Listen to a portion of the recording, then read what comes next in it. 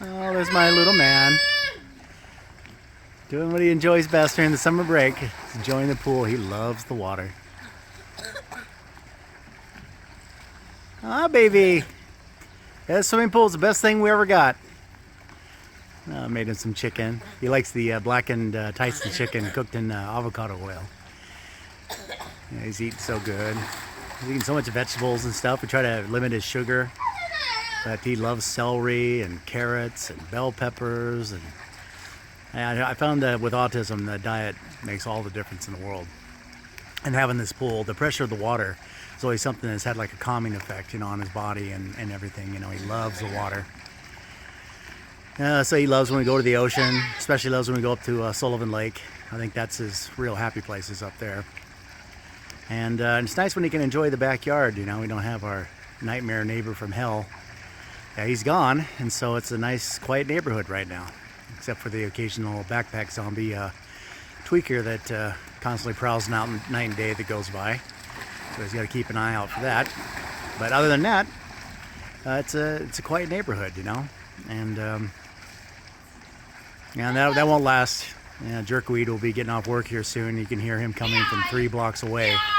That freaking crap blasting out of his truck, and then he goes in his house and opens the doors of his house and blasts it out so the whole entire neighborhood can hear it, and has absolutely no consideration for the neighbors whatsoever. His next door neighbor went and said something to him.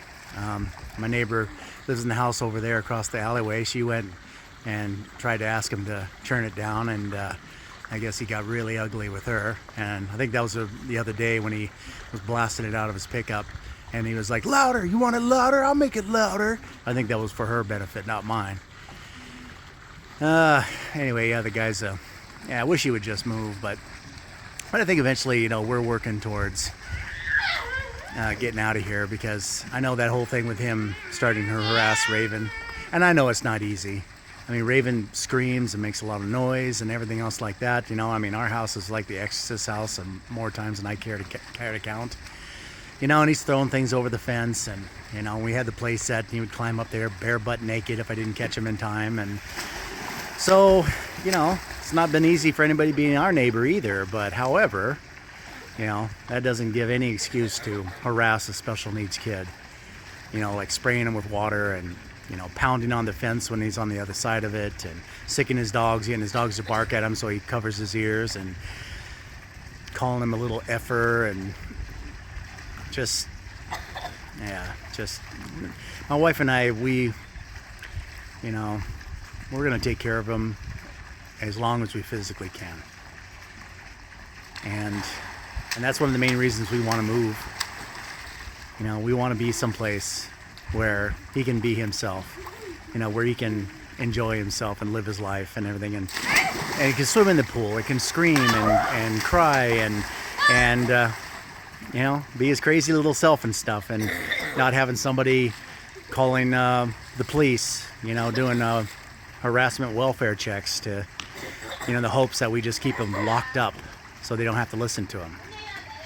So they can go out there and blast their whatever the hell that crap is he listens to. They call it Wigger Nation stuff. But when you got a couple neighbors down, a couple houses down, the dog was barking, and I could hear this neighbor of ours threatening to call animal control and all that kind of stuff if he didn't shut the dog up. I'm like, are you freaking kidding me? Seriously? Like the guy just moved in like 2 years old. He's like, we're trying to make an enemy with that guy. And I hope the guy, he's kind of tough looking. I hope he cleans the tattooed pot-bellied stallion's clock.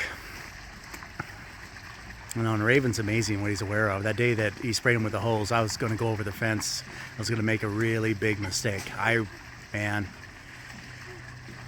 And Raven, he pushed me into the house, and he kept saying, "All done, all done." And I was like, no, Raven. I started getting kind of angry at Raven, telling him to get out of my way and go swim in the pool. Daddy's going to take care of this. And he wouldn't let me. And finally, I calmed down, and so my little man, he saved his daddy that day from probably making a really big mistake. Oh, I love him so much. And we just had a really great functional behavior now with all the heads of the special education and stuff.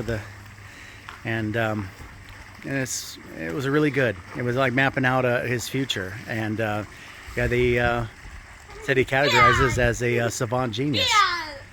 And they want to get him in programs like coding and programming and things like that. And it's something that he has like really strong, always has had really strong gifts.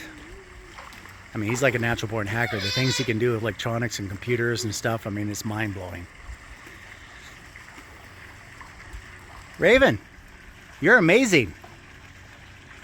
Raven, I love you. Raven is my warrior. Oh, he is. He's my little autism warrior, man. And he's talking, verbally communicating and requesting. And there was a time when that was my biggest wish, was to be able to talk to him, to hear him ask for something, to hear him talk. And he's doing it. And he's come so far. So proud of him. I love you, buddy. He just loves that water. And he'll be in there for hours. It's been a hard journey, but God, I wouldn't trade it for anything. I'd do it all over again.